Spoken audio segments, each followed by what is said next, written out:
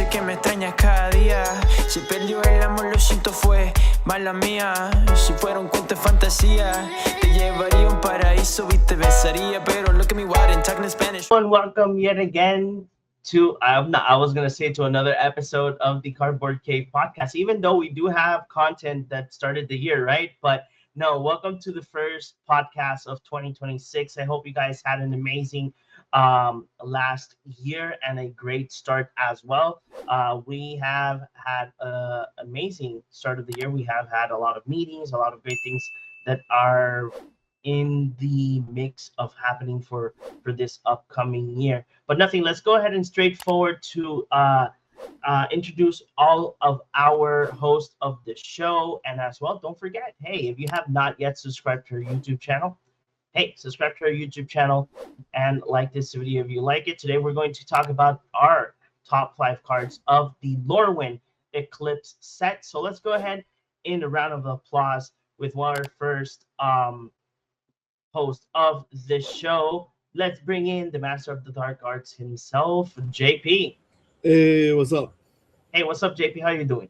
I'm doing pretty good. How about you? I'm doing good as well. A little tired, but hey, it is what it is, right? So you got me excited. Let's see. Yes, I'm excited of talking. I am excited on talking about these cards. I'm really excited about it. So let's go ahead and bring in our favorite goblin. That sometimes he appears out of the blue, sometimes he doesn't, but still we have them right here. It's the one and only Chris. Hello, my dudes. What is up? What's up, Chris? How you doing? I'm doing pretty good. We have a whole new set with a whole bunch of new goblins, so I am very happy is what I am. And we cannot forget to mention our favorite director that as well, I think it's in 24 hours, he is having a new program coming out. Oh, no, it's not in 24 hours, 72 hours, 2 days, 3 days, in 2 days. Oh, in 2 days, he's going to have a new show coming out, a new podcast. I'm super excited to see what's going to happen with that programming. But we have our beloved, amazing director, editor, Ale. Hi, what's up? How you doing, Ale?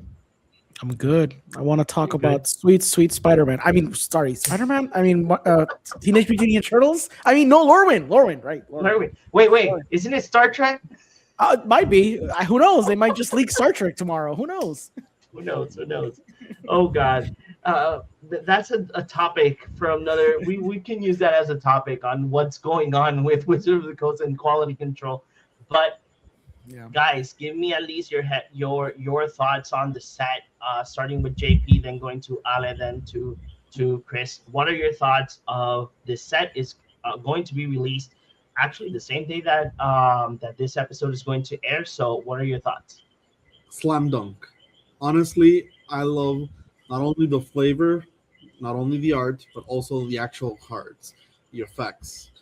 I enjoy the direction they took each type of color combination. You know, yeah, blue, red, white, black, blue, white. Each and everything had cohesion, and from what I've seen, there hasn't been really any complaints other than quality control. Mm-hmm. Completely agree. How about you, Ale? Yeah, I got into the cards a bit late, but it's mostly Wizards of the Coast fault because they kind of released the spoiler season was very, very short. So like all the cards were dumped in like 3 days or something. So it was hard to keep up. But I agree with JP. Even though I haven't played with it, I feel like it's probably a big hit amongst everyone. Like there's really powerful cards. There's really good draft cards. It's good for limited. It's good for sealed. There's a lot of potent cards they're definitely gonna see play in standard in a way where it's obviously it's power creep, but it's not like egregious. It's very flavorful, like the way they kind of like joined Shadowmoor and I don't know the other Moor, those Moors. The way they kind of blend them together with the characters is pretty cool. Yeah, the only bad thing about this set is just hopefully it's not forgotten, but right now the thunder has been stolen by other stuff. So it's kind of sad, but it looks very good, and the fact that it got Shock Lance again is really cool too. You mentioned that, and I immediately thought of uh, Edge of Eternities, how it was basically Yes. overshadowed immediately by Spider-Man and Yeah, Spider-Man spoilers, and now the same thing basically happened with Lorwyn. yeah. It's basically completely It's overshadowed. even worse. It got spoiled in the set, which is In the like set. Which, think about it, you're actually playing limited. Like you're gonna be hyped because you got that card, but at the same time, you're like you still have to play. Yeah. And you're gonna play with a card that basically has your whole other strategies in the deck. So Actually, to be fair, Wizard of the Coast did post it. I think the exact same day on Friday. They did post like a press release saying that local game stores, if somebody would have gotten like their pre-release card was a Teenage Mutant Ninja Turtles card, the local game store has to rip another pre-release, provide the pre-release foil to the client, and then that client can play the game and he can keep both foils. So the local game store stays with 6 booster packs, no promo. Well, it's not a promo anymore. It's just a simple foil card. yeah, it's not even like doesn't have the stamp anymore. There's another egregious thing they did. Exactly. I was gonna But actually ask Chris right now. I kind of think that that happened because they moved the set. Lorwyn was supposed to land on 2025. True. And then they pushed the set, and then oh wait, all the stamped cards are already stamped. Of course, this is just a theory. But all the stamped cards are already stamped, and it's not 2025. We can't put that little 25 logo, and it's gonna be too costly to reprint them. So let's just take them away. Forever. Nobody care. Forever. Nobody cares. That, of course.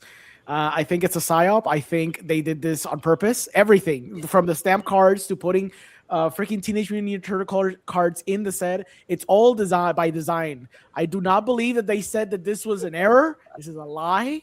They do this because they want you to be hyped for the new set. They already did this once with Edge of Eternities. I'm committing to this. I'm Alex Joning this. Okay, it makes sense. I will say before letting Chris talk about the set, I will say that when Teenage Mutant Ninja Turtles releases, there's going to be an announcement of Hasbro CEO like, "Oh, we're Q1 is done. Oh, we don't need toys. We don't need nothing. Q1 is done because of Teenage Mutant Ninja Turtles. That's what's gonna happen." So, Chris, what do you think about the set? I think we can pretty much like sum up that for everybody this set has been, I would say, a 9 if not a 10 out of 10. Personally, I'm just enjoying the amount of like tribal stuff that was popping up. I think that last time I was on the podcast, we actually talked about how they seem to be moving, like, you know, they had like a lot of lords over in the upcoming Marvel set and stuff that would be setting up like, you know, like a really fun like merfolk deck, yeah, like a tribal merfolk deck for standard. And now that we got like some other tribes in the mix, it's going to be really fun, and I can't wait to see what standard is going to look like after this. I actually, this might be the first time in a long time where I get back into standard if I have the opportunity. And those are big words coming from me. There's a lot of really good cards that came in. Yeah, So, Yeah, there is a lot of really good cards. Actually, I still have my my pre-release deck still here. I haven't removed it from the sleeves or anything because obviously I needed pictures for the video and whatnot. But for me, it was really interesting because my mindset when I opened my box, I just got to say the pull rates are horrible. But either way, the pull rates are horrible, right? But still, I was gonna play Rakdos, but then I'm like, but I don't have that much like red and black to be able to do a lot of crazy things. So I started. I went ahead and did blue white flash. So I played a lot of cards with flash, and I think that my MVP. I gotta say, this card is really, at least for in my eyes, it's really strong. Is Wistfulness. Oh yeah, of course. yeah. Great card.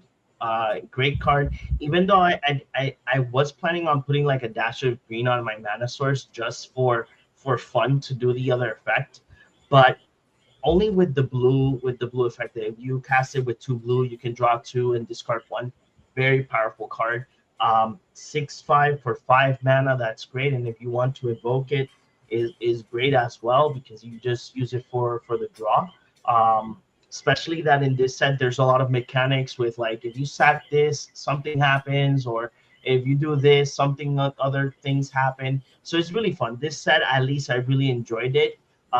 In the pre-release, I really had fun playing with other people that I had not seen for a long time, and it was a really fun experience building the deck and everything. So I'm super excited for this set. But let's go ahead and dive in to our top 5. So we're going to be talking about the top 5 cards of the set, our personal top 5. At least in all these lists of that we have, there's a lot of repeats in this list, but it was meant to happen because there's a lot of good cards that we cannot stop mentioning, right? So let's go ahead and jump into our top 5. And the first one that is going to be talking about their cards is Ale. Let's go. Okay, so I'm gonna start with Hexing Squelcher. It's a colorless and a red for a creature goblin sorcery. It's a 2/2, and it says this spell can be countered. It's already broken, but it also has 3 other things. Ward, pay 2 life. Spells you control can't be countered, and it would have been fine if it just ended there, but it keeps going. Other creatures you control have ward, pay 2 life. This card is insane. I'm amazed it's only a rare and not a mythic. This card right now in pre-sale is selling for like $30, which is absolutely insane. It's probably gonna like slow down in price unless people keep buying it out like crazy. Actually, I think it's not. A lot of people are literally in the pre-release. Everybody was asking for the freaking goblin. It's so good. It's so versatile. It's good in a control build. It's good in an anti-control build. It's good anywhere. It's good in freaking goblin It's decks. good in mono red. It's good in anywhere. It's kind of an insane card, and it's interesting because we've seen for the last, I would say, year and a half, we've seen red cards trying to attempt what this card did so phenomenally well out of the gate.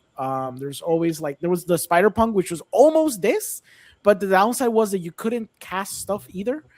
And I think there was it Shadow or something? There was another card too. It was a Sonic card, which kind of did it didn't Flash. do No, that was the Flash though stuff.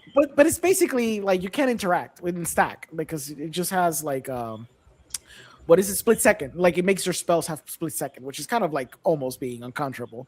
But this one is like insane. This one's ridiculous. It's really powerful. Like there's not much to say with this card. The other one is Formidable Speaker. 2 colors and a green for a creature elf druid. It's a 2/4. When this creature enters, you may discard a card. If you do, search your library for a creature card, reveal it and put it into your hand, then shuffle. And it would have been great if it was just this, but it keeps going. 1 colorless and tap it. Untap another target permanent. This is a card from. This is they stopped doing this for a bit, then they restarted doing this, like I think during 2020, 2021, where the champion gets to design the card, and then in honor of the world champion, they make the card in their name or like in their liking, and including some of the elements that this person really liked. So this is a very, very heavily pushed card where you could tutor for 3. But the card also on the battlefield still has a proper good effect, which if you know about anything about Magic and combos and EDH and CDH, if you have anything that lets you untap another thing, it's automatically ridiculous. So the fact that it's like in green too is really cool too. Not just another thing, anything. Anything. Yeah, it's insane. So yeah, it could have been just good if it was just a 3-mana tutor, with discarding then tutor. But it's amazing as it stands because then it has utility when it's on the field. So the third one is Mirror Form.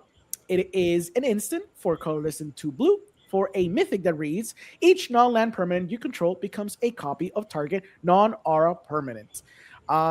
It's kind of insane because even though it says each non-land permanent you control becomes a copy of target non-aura permanent, you can make anything that's non-land into a land. That's like one little shenanigan you can do. This just breeds a lot of crazy It interaction. doesn't say until end of turn. Exactly. That's the other crazy part about this card. Keeping track of whatever you do with this card is going to be hell. Imagine having like 100 tokens that you copy to something like incredibly useful or like lands because you're just that greedy, I guess. Keeping track of that it would be insane in the table. But it just breeds a lot of like cool, interesting interactions. Probably game-breaking interactions Listen, if you know how to play listen, it. I'm just looking at mirror form on the squelcher is all I'm seeing. Yep, exactly. Exactly. Oh, you started Making this? sure you're like You you're just like get like anything 10 you're gonna stones pay on the 1,000 more. battlefield and wait. Wait. Insane. It's just really good. You can do so many crazy interactions with it. Like JP said, it's not until end of turn, which is the insane part here. Very push magic card. Definitely feels like it's designed for like arena because in arena you don't have to keep track of anything. You just do this and it just happens. But in paper, it's going to be hell, but it's going to be fun because you're going to be able to make something into something else that's really cool and breed a lot of crazy interactions with it. The next one is Mirror Mine Crown. It is an artifact. Surprisingly, it's not legendary. It looks like it should be legendary. It's a 4 colorless artifact equipment. It reads, as long as this equipment is attached to a creature, the first time you will create one or more tokens each turn. You may instead create that many tokens that are copies of the equipped creature. Equipped for 2. I've been slow rolling my Deadpool EDH deck for like a year already, and this just looks like another card I want to add, or like an Itali deck if I want to do like an Itali thing. Like that would be kind of cool to use it for that too, because you just get I extra saw rerolls. someone talk about it with Academy Manufacturer.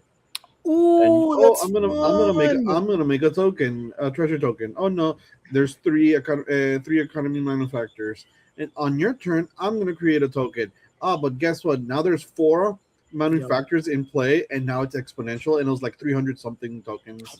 At that point, he just kept like the math. Yeah, just went off. it's kind of insane, like the fact that this card exists and the fact that we have 2 cards that just feel like arena cards again. Because again, it's gonna get crazy when you start doing like that type of shenanigans with the card. I was just simply thinking of just doing more Tally triggers, more Deadpool triggers, or something simple like that. But that one's even better in my opinion. So really good card, very versatile, and the art. Like I gotta address like the Dan Frazier art, so freaking good.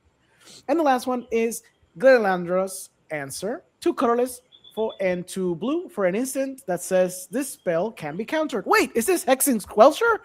It keeps going. Counter all spells from your opponent control and all abilities your opponent control.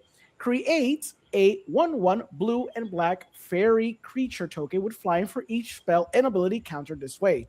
So whenever you're having like spell slinging battle where you're casting 7,000 spells in a stack and there's other triggered abilities and activated abilities and all that jazz, you can just stop it with this card. Really cool. I think the value of this card is actually like in the countering the abilities.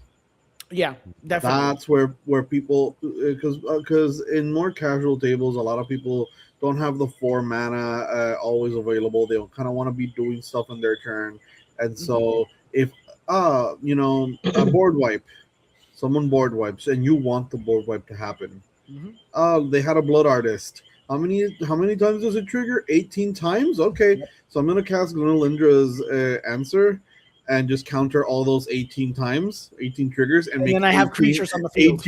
18 fairies. Yep. Yeah, that's where you want to do. Not countering the board wipe, countering the triggers. Yeah. That's where it's very, very good. Very good. Yeah. At 4 mana, I think it's pretty fair. Of course, it's not going to be CDH playable because it's pretty much too expensive on that end.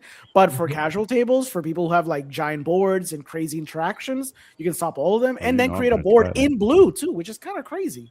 All in a mono blue card. Exactly. Yeah. That's the crazy part. So those are my picks. Really fun. Because I can expect that from like a multicolored card, but like from mono color, that's a little crazy. Yeah, for sure. That is crazy. Yeah. So that's crazy. Pretty good cards. Crazy. So let's go ahead and look at the next top 5. That it's our friendly neighborhood Goblin Chris. Of course, the namesake Goblin is always going to be around there, but So we already know we got the Hexing Squelcher and Elandra's Answer in common.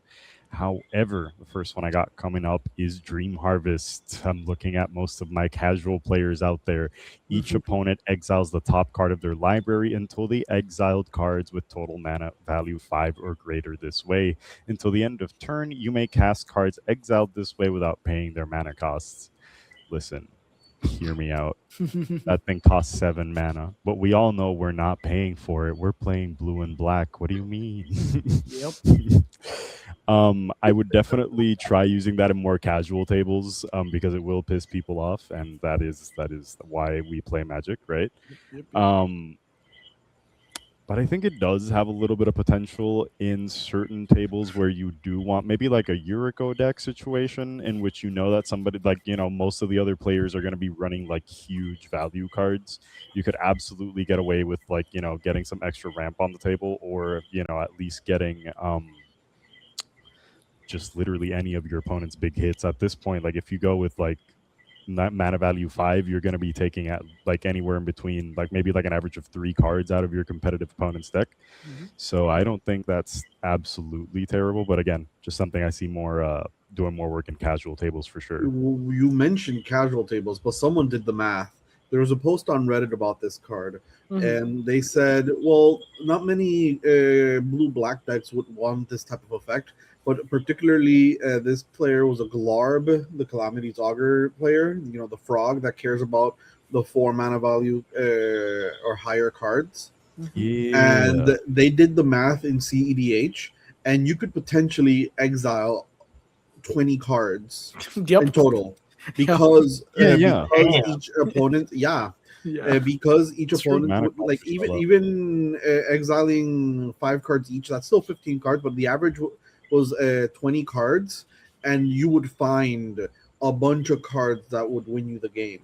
Now, the detail with this card is, why would you do Dream Harvest when you could just peer into the abyss and just draw your deck and try to win that way?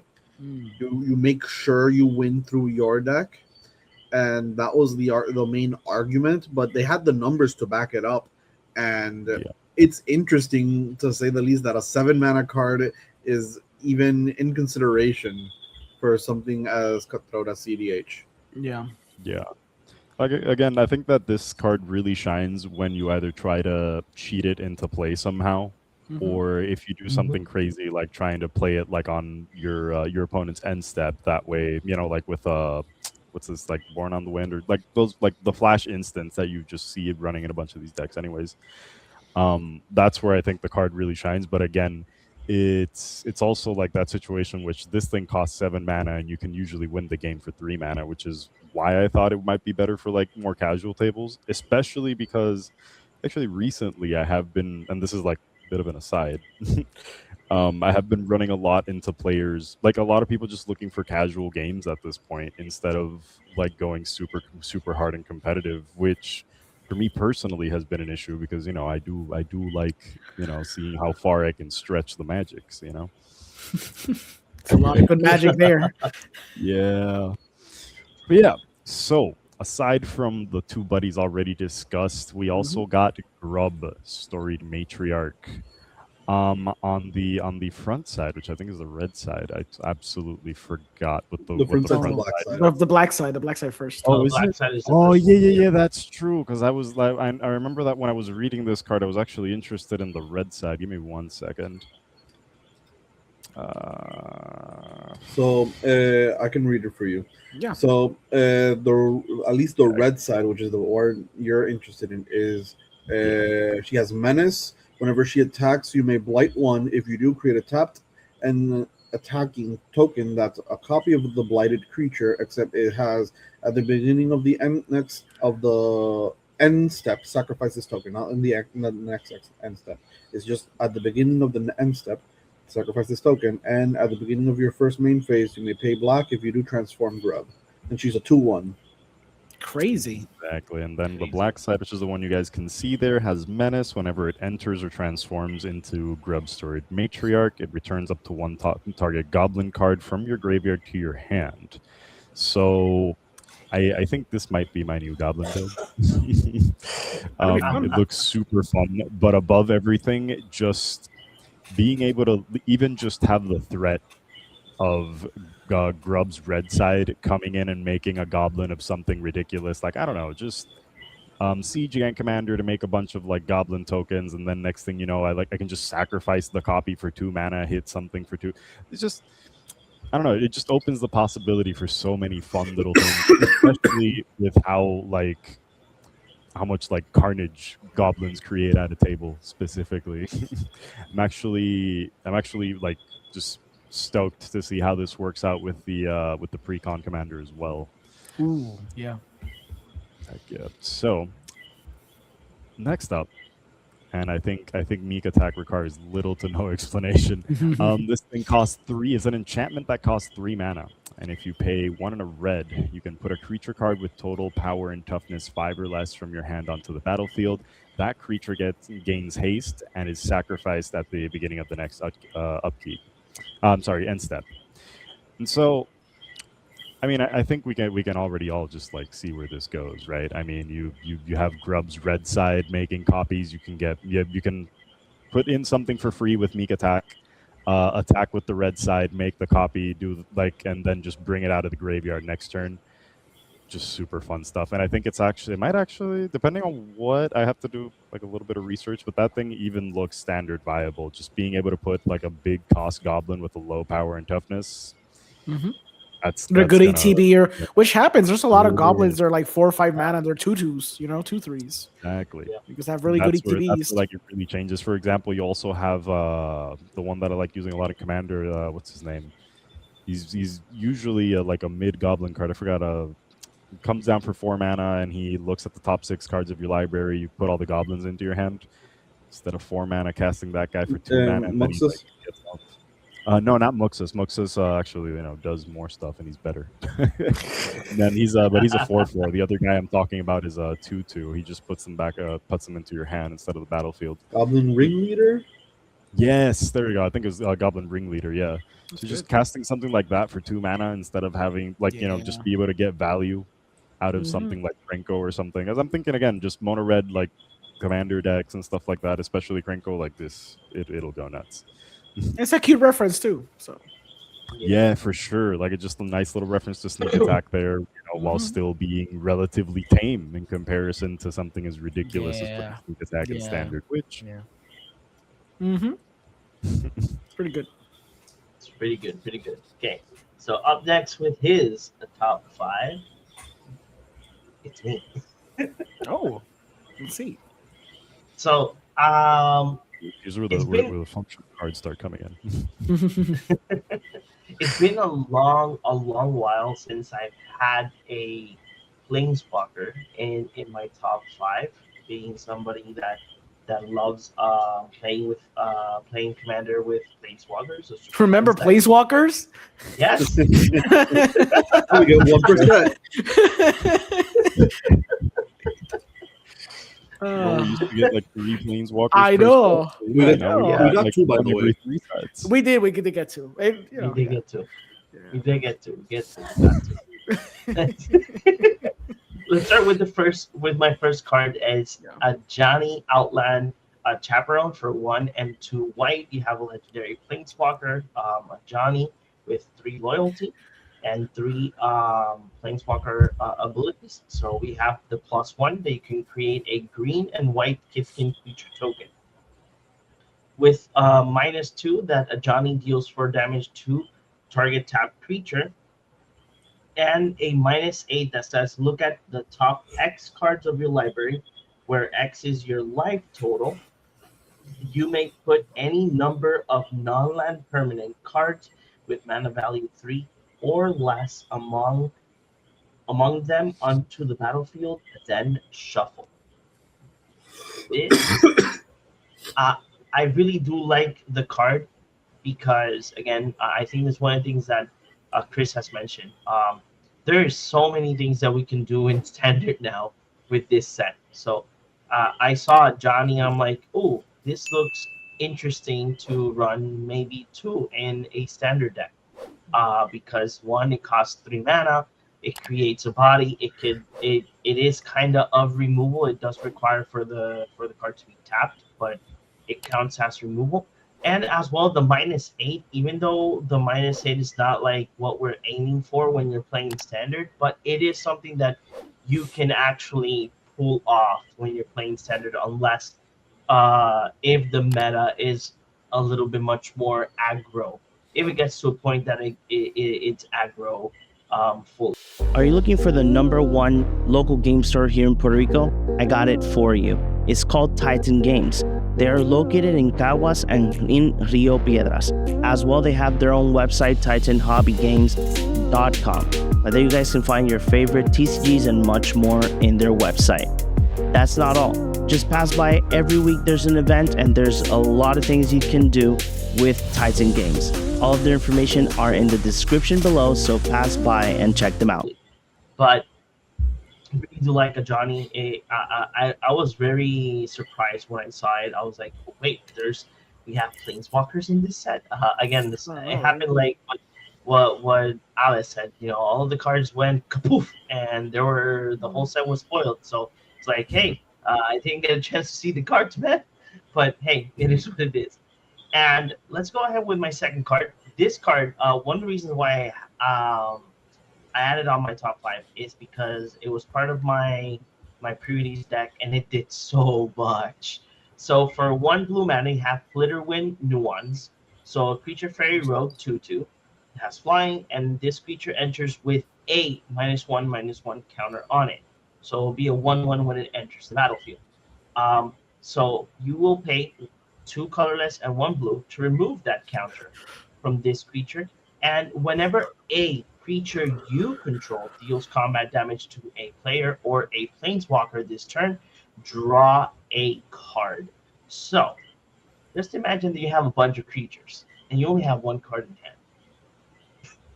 You remove that counter and you hit your opponent in the face, and you draw a lot of cards. Mm-hmm. This card saved my ass so many times in that pre-release.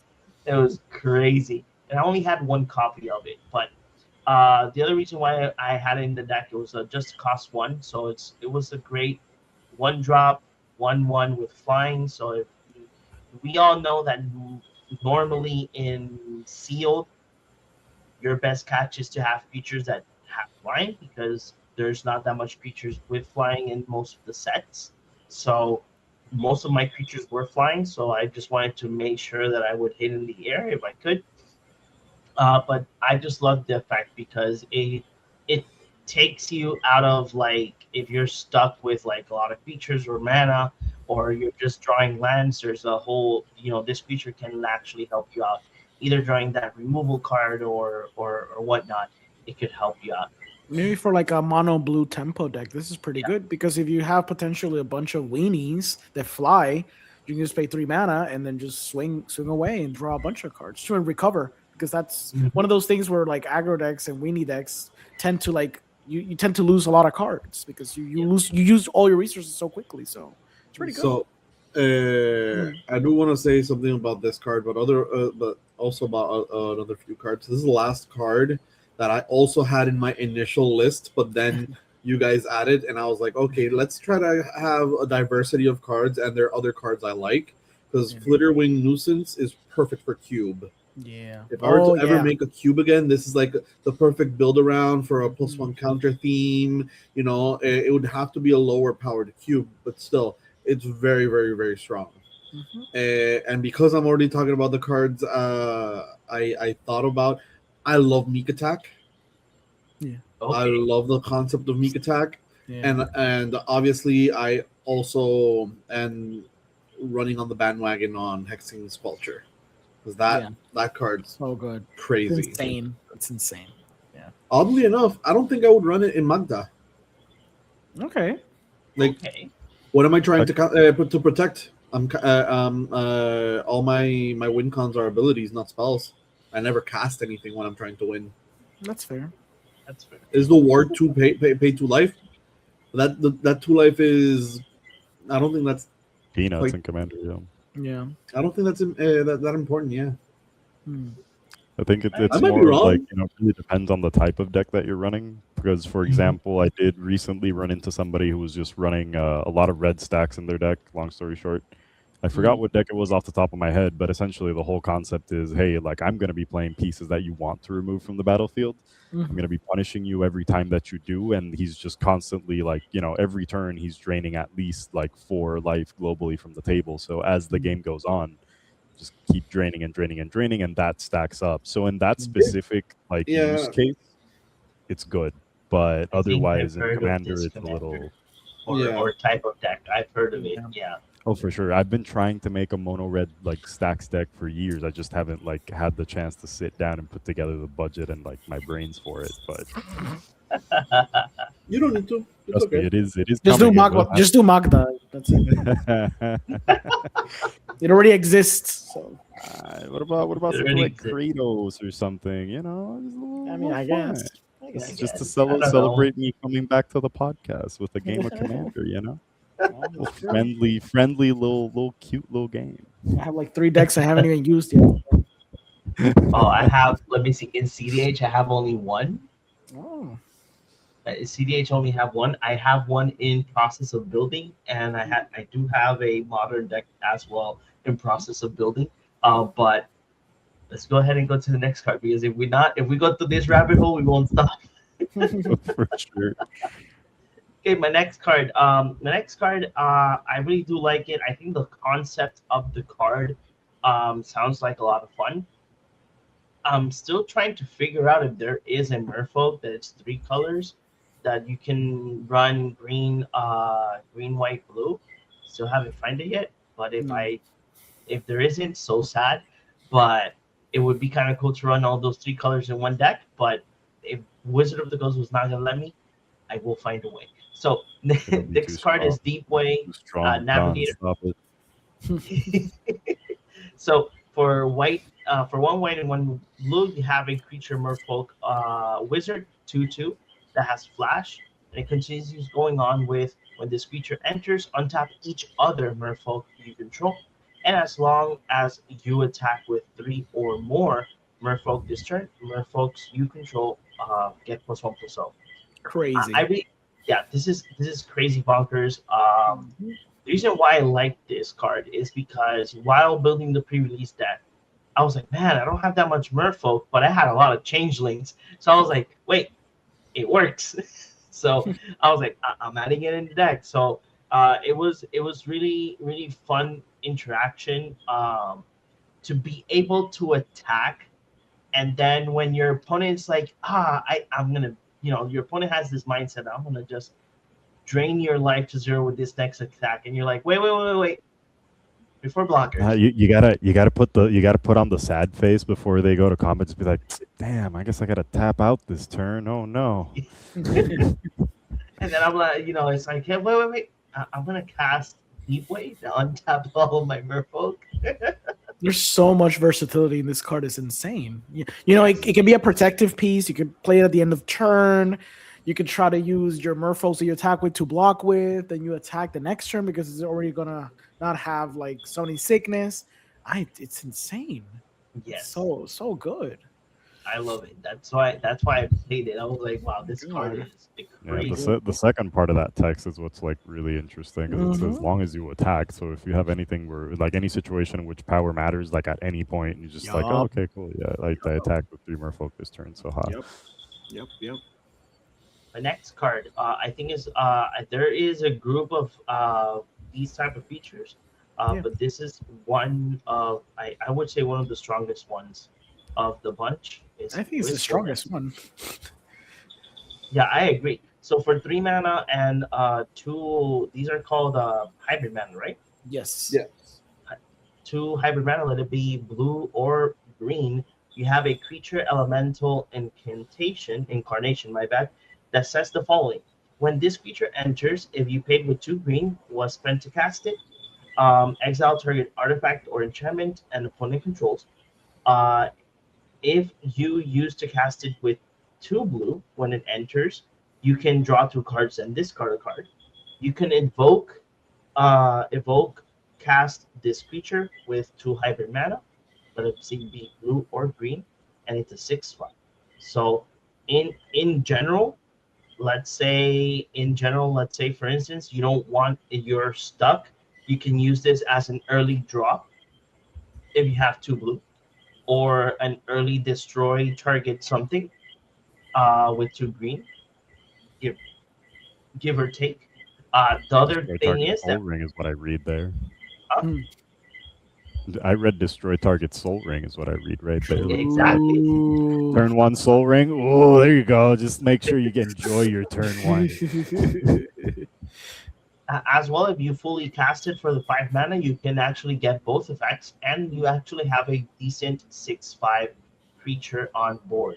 So I really do like how rounded this creature is, how versatile it can be, because it can be basically in any Cynic deck or commander. Because again, you can use it however you want it. You can use it as a creature that you can play and do all the effects, or you can use it as a removal or draw engine.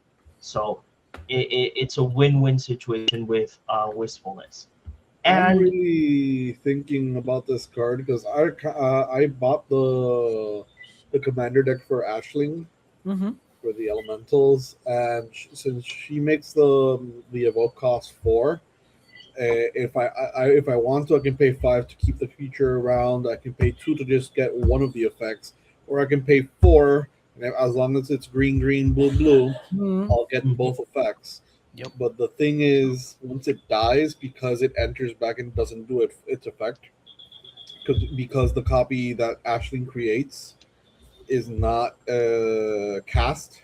Mm. yeah, I'm not sure if these are worth it. Like, I'm really debating about it because on one hand, 5 mana 6/5 that draws me 2 cards, discards a card, and exiles something is crazy good value. But on the other hand, why would I want this if I can sacrifice it and I don't get the effect again? So I mean, but Ashling was built on the basis of the older elementals, right? Not like the newer ones. yeah, I know, but Yeah. I was just thinking about the newer ones.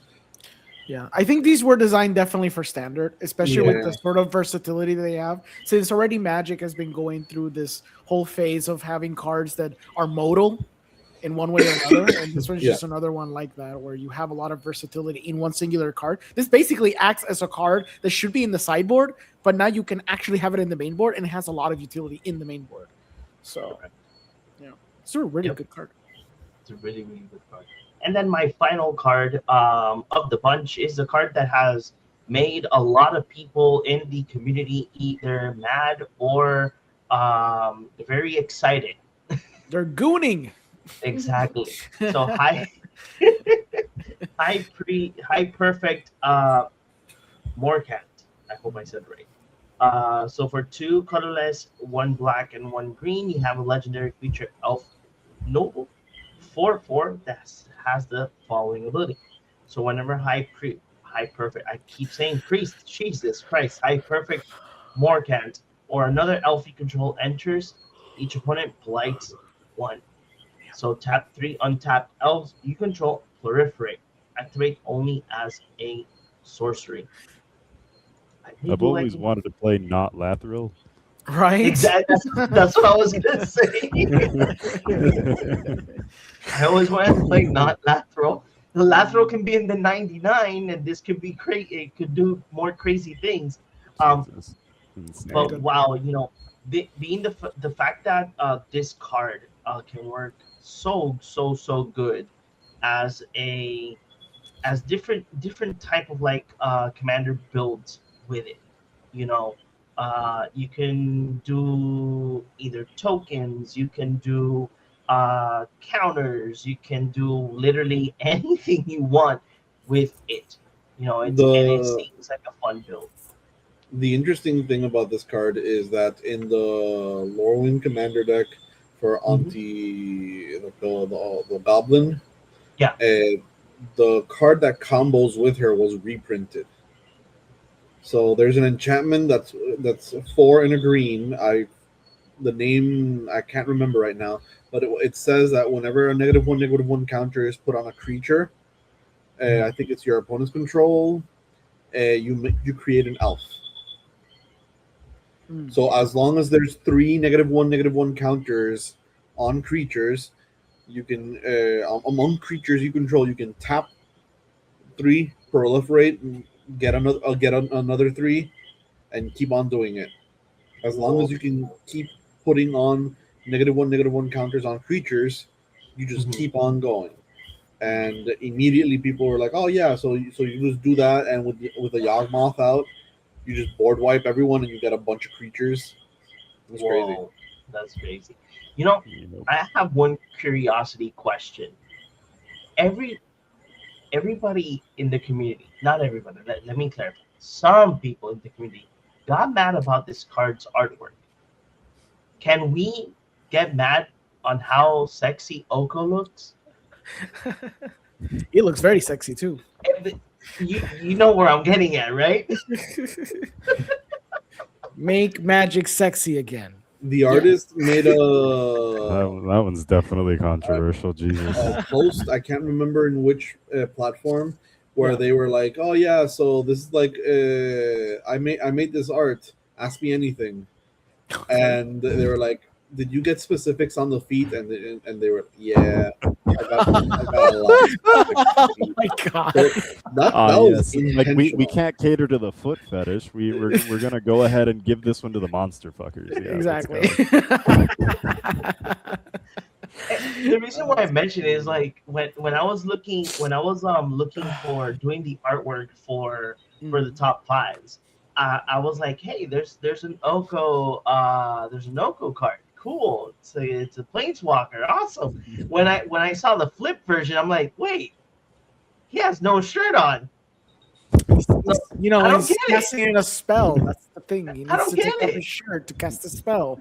You know, like Goku, he needs to power up. He needs to take off his shirt. You know, same thing. You know, when I saw the card, I'm like, but wait, why are people mad of like High Perfect Morkant and what? You what the heck? Then we have Oko without a shirt. Doesn't make Man, sense. as soon as Hey, you man. expose a woman's body, that is automatically not appropriate. Shirtless man is absolutely fine, but a shirtless like a woman that has like a little bit of chest showing, ooh, There's a problem. It's like, gotta it's call like, the cops, dude. it's like we can have Magic Mike, but we can't have Magic and Nora. Just putting a name out there. You know, you guys know what I mean. Fair. That's fair. It is what it is. Let's go ahead and go to our final top 5. Ooh. And they want to know the JP. Okay, my top 5. Let's start with Bloomtender, one Cheater. green creature of Druid. They give it a name now because it has the Vivid ability. You tap him, and for each color among permanents you control, add 1 mana of that color. I just mentioned that I was kind of struggling to choose other cards because I was choosing cards that you guys hadn't chosen, and I liked all three of those cards. But I love a Bloomtender. Bloomtender is just always good. That's true. Why add the Vivid though? Being the fact that this is a reprint. And some cards can just have Just additional flavor for the ability. For the set. That so yeah. So there's probably other cards that have the Vivid, Oh, and that would make sense. Vivid means for cards that care about colors and permanents, right? Colors among permanents you control. Yeah. okay. So I Next, assume that this would also mean that the tree folk gets updated, right? Or basically anything that has this ability, or basically, if they get reprinted, they might. Yeah, they might, or they might just forget because who knows? Exactly. It is just flavor. There's nothing mechanical about it. Yeah. fair enough. Next card is Scuzzback Scrounger, one in a red for a 3/2 Goblin Warrior. At the beginning of your first main phase, you may blight 1. If you do, create a treasure token. Crazy. That's I missed this card. I don't know what. This is crazy. Yep. This is actually crazy. This is flat out rampant red. Mm-hmm. Yep. There's a cost to it. There's a cost to it. Yeah. There's no cost to it. The there treasure's is a on cost tap. to it. It's insane. If it was tapped, I'd say, yeah, sure, I guess. But it's If it on was tap. tapped, this I would be love kinda this. bad, I'll in my Oh, it'd be horrible. It'd be like an Turn 2 uncommon. play this. Turn 3. Now you have a creature and a treasure. Free Krenko, that's all I see right there. Yeah. Exactly. Yep. And not only Uh, that, the fact that most of the cards in black on this set do like the blight ability. Like, hey, if you do this, you get this other thing as well. That's true. So it's like, hey, this is a win-win situation. You get a treasure I and can't wait to get my more hands on Auntie. effects. Mm-hmm. so the next card is Kingscayer Kingscayer Sentry. 1 and a white for a 2/2 first strike lifelink Kithkin warrior. Whenever this creature attacks, you may put a creature card with mana value X or less from your hand onto the battlefield, tapped and attacking, where X is the number of attacking creatures you control. That's good. I Nice. saw This card. someone talk about this for a dead deck. I say it's a dead deck, but because basically it only exists in Legacy, and that's Death and Taxes. So modern Death and Taxes got killed off by basically Fatal Push, and that was like years ago. And Orcish Bowmasters flattened it completely. Mhm. And there's a few people that are really into trying to revive that deck, and they constantly try to see what new cards can make it, so you actually get to activate his ability. And because that deck runs Aether Vial, the trick would be turn 1 Aether Vial, turn 2 you do a turn 2 play, and by turn 3 Aether Vial will have 2 counters. So if you've stabilized properly by turn 3, you end step on your opponent's turn, put this in with Aether Vial, and on your next turn, ideally, because Death and Taxes is basically a stacks deck based on Hate Bears, you have what, 3 creatures, because you turn your Aether Vial 1 in. So now you have 3 creatures with this. You attack, put something for 3, and just start flooding the board as quickly as you can in an oddly specific way for modern. And I think that's interesting. I don't think it's ever gonna go somewhere. I think modern has evolved past that type of deck, unfortunately. But it's interesting that there's the possibility. The next card is Bitterbloom Bearer. Black for a 1/1 creature fairy rogue, flash flying. At the beginning of your upkeep, you lose 1 life. Create a 1/1 blue and black fairy token creature token with flying. Bitter Blossom on a stick. Yep. I don't have much to say I about literally this. I didn't choose love this card Bitter originally Blossom. because of that. I love Bitter Blossom. I love the art. I love this card. My only problem with this card is that they decided to make the fairies, the tokens, blue and black fairy creature tokens instead of making them fairy rogues, which would make outlaws better. True. That's a good, And good this catch. is a fairy rogue, and that's an outlaw, but it doesn't make more outlaws. I don't know if that would have been any relevant, but Maybe they play tested for that. Could be a maybe. possibility. Maybe. And I love these effects. This is the third effect for general. We have Patriarch's Bidding, and for the most part, Living Death can also just bring all creatures back. But this is the first. No, actually, no. Living Death is just everything. There's another one that's 7 mana black one that or 6 mana black one from It's Valheim. That brings you choose a creature type and return. Patriarch's Bidding does the same. Everyone chooses creature type and those return. This is the third of that installment for 8 mana. Bloodline Bidding, 6 and black for a sorcery. It has Convoke, which is very, very key for this to work out the way I think I want it to work out. You choose a creature type and return all creature cards of the chosen type from your graveyard to the battlefield. So my idea for the Ashling deck is that if my creatures are going to be dying anyways, I'm basically a reanimator deck. Yeah. I want double ETBs, more tokens, and more and to get my creatures back. So I'm basically halfway there, and I really enjoy this card for that. Yeah. I love reanimation in general, so it's very fitting that I fit two black cards into this set, into my top 5. The Convoke's good too. Helps a lot. Yeah. So It helps a lot with the cost. Yeah. pretty good It card. does. It's a great card. It's a great card. I don't know. I do gotta say, the Lorwyn Eclipse. I think that in general, a lot of people have been saying Lorwyn Eclipse feels like Magic the Gathering. Yeah. We're back for one set, guys. Sadly, for And one. now it's gonna get eclipsed. Eclipsed by the Teenage Mutant Ninja Turtles. That's great. Solid Yeah. work. It's kind of sad. It's kind of sad. It got It's pushed kinda back sad. too, which is crazy. We should have had this last year, and then we would have had another banger set in last year. You know. So it's Yeah, but then we would start the year with Spider-Man Or no, it would have been Avatar. Or You or would have switched. Avatar. it should have You been would have Avatar. switched Avatar Yeah, and but Avatar, I mean, it's also Universe Beyond, but at least that one's good. Exactly. If it was in between Spider-Man and Avatar, I would have preferred Avatar. Yeah, Avatar is pretty strong. It's pretty good. I built the standard deck in Arena. It was an NTG Goldfish, mono red deck that you have to to be able to play the deck, you have to play best of two games, because one of the cards, the enchantment from Dustmorn, the red one, is banned in single match Yeah.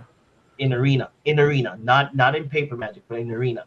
So I was like, hey, this looks interesting. I'm gonna see if I can build it. So y'all know that in arena you have to have the wild card. So I was like, I can build it. So I built it, and I played it for a while. That deck was bonkers crazy. Yeah, man, just using the firebending student with that enchantment and just saying like, hey, I'm gonna hit you in the face for 20. What you gonna do about it?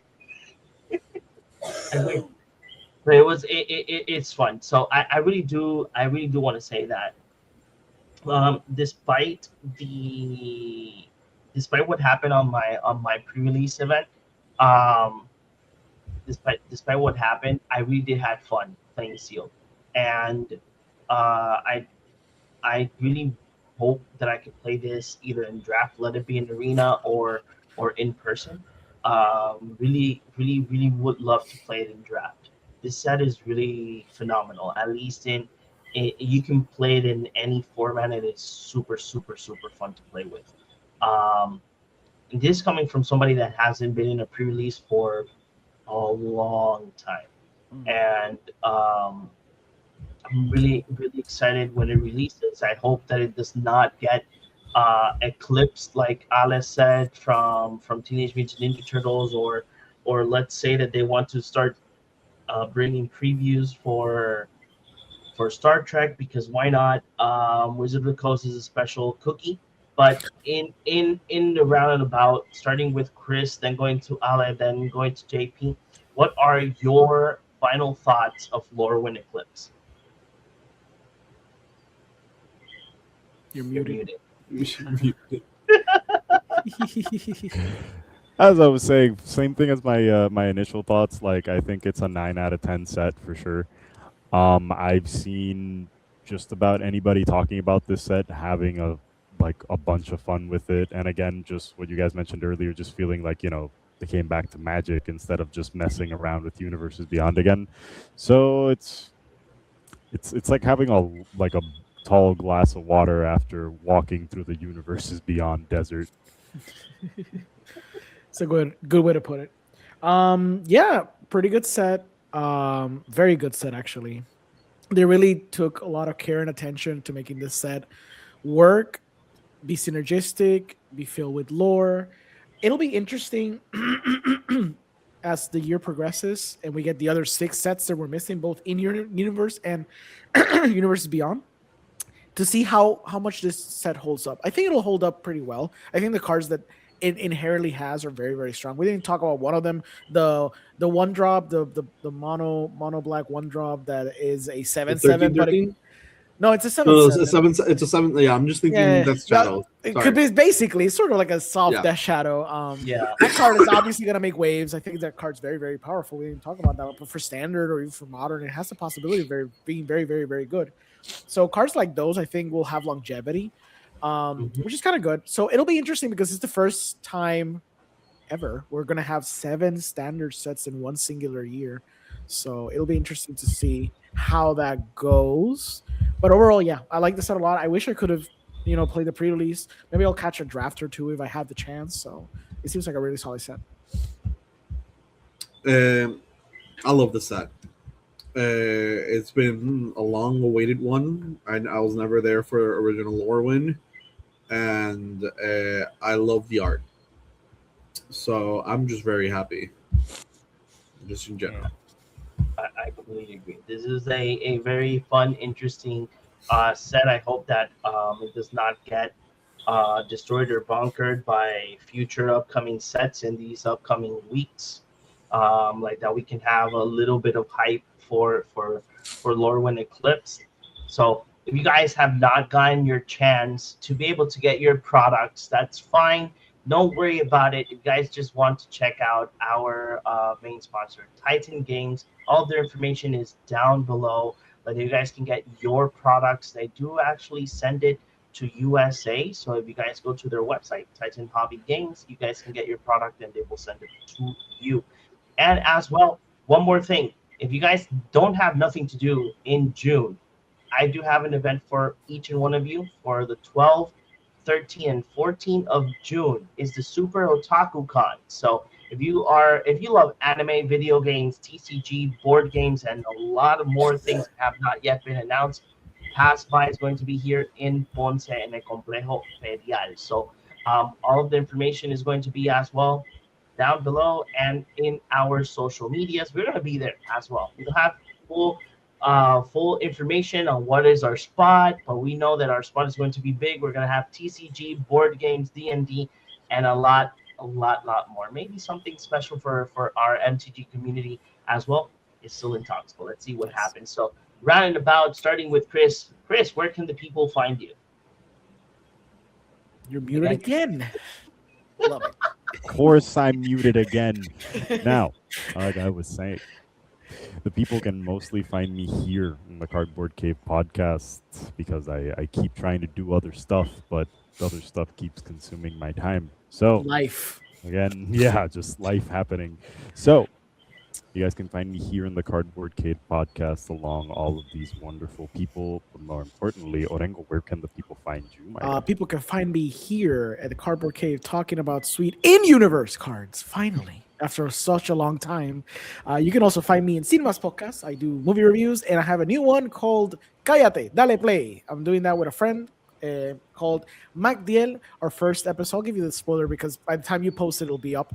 We're going to be talking about our top things of 2025, not necessarily movies. We're just going to be talking about things that we enjoyed in 2025. It can be movies, shows, events. There might be, a shout out to another podcast I have with you guys. I don't know. So you got to check out the episode to know what I talked about regarding magic. What about you, JP? Where can the people find you? You can find me here playing cardboard with you guys. How about you, John? Well, guys, you guys can find me here at the Cardboard Cave podcast as well. Me and Ale are always active in our social media. So if you do send us a message, one of us will be the ones answering you. You can use our email address as well. That's available on YouTube and in our all of our social media links. But then if you guys want to collab or send us a message, hey, don't hesitate to do it.